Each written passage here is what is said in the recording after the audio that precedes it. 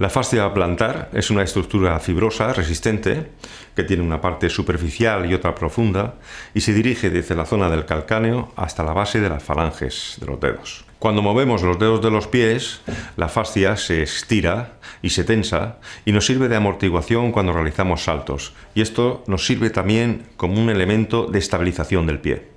Hablamos de fascitis plantar cuando ocurre una inflamación de esas estructuras superficiales de la planta del pie.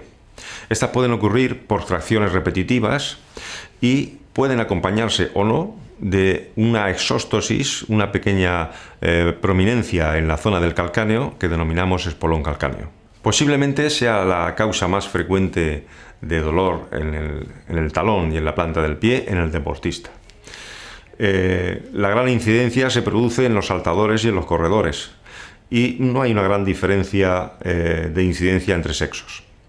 Estas tracciones repetitivas y produciéndose microtraumatismos sobre la fascia son los que van a producir esa entesitis a nivel de la inserción y la que puede producir el desarrollo del espolón calcáneo. El dolor plantar es el síntoma más frecuente y se localiza en el tercio medio de la planta del pie y a veces se hace más intenso en la zona del talón. Es de predominio matutino, se comienza al iniciarse la marcha y conforme pasa el día se va haciendo más intenso.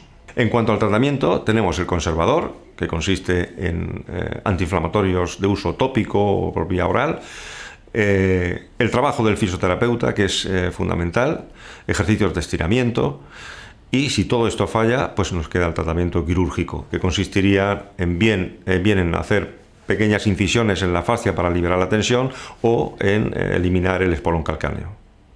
La fascia plantar se lesiona por factores que contribuyen a su sobrecarga. Cuando aumentan las fuerzas tensionales en exceso, se puede producir incluso la rotura de esta fascia. Existen dos factores fundamentales que pueden contribuir a la rotura de la fascia plantar. Uno es un factor mecánico que está en relación con la alta intensidad en el ejercicio físico, en el deporte. Otro es un factor no mecánico que cuando existe una lesión previa y hemos infiltrado con corticoides puede producir esa debilidad en las fibras de la fascia plantar. La clínica es una clínica muy llamativa. El deportista tiene que interrumpir su actividad porque aparece un dolor brusco en la planta del pie que le impide continuar este ejercicio físico.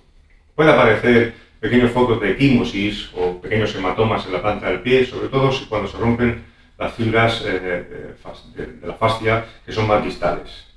Y por último, como digo, esa impotencia funcional que le impide continuar en esa actividad que estaba desarrollando. El diagnóstico de la rotura de la fascia plantar se realiza mediante ecografía. También podemos utilizar la resonancia magnética nuclear. Y el tratamiento, en una primera fase, va a consistir en una inmovilización que va a durar aproximadamente unas 4 semanas, que va a consistir en poner algún mecanismo ortopédico, como puede ser un walker, para impedir que haya una carga excesiva.